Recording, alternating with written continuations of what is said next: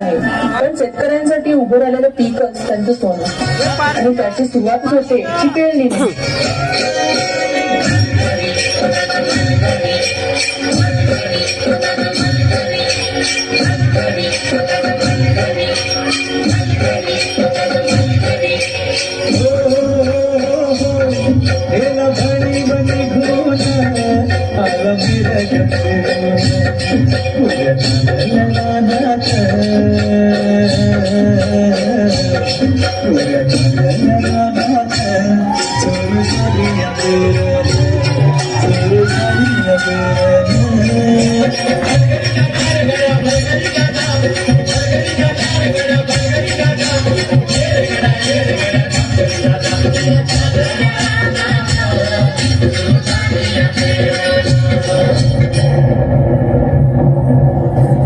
झालेल्या पावसानं शेतकऱ्यांचं मोठं नुकसान झालं.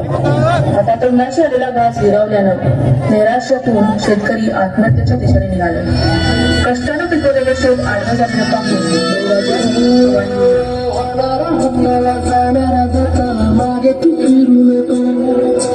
उगाच सांडू खराची संगत खोटाची ठरू नको. येईल दिवस तुझाही माणसाची घर सोडू नको. तुझ्या हाती आहे सारा निसर्ग चल काळजी रे. काळजी रे माझा देवा काळजी देवा, अरे किती कठोर परीक्षा घेतोस.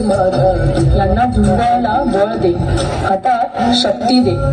नव्याने सुरुवात करून या धरतीतून परत सोनं उगवतील तेव्हा स्वतःला बळीराजा म्हणवतील.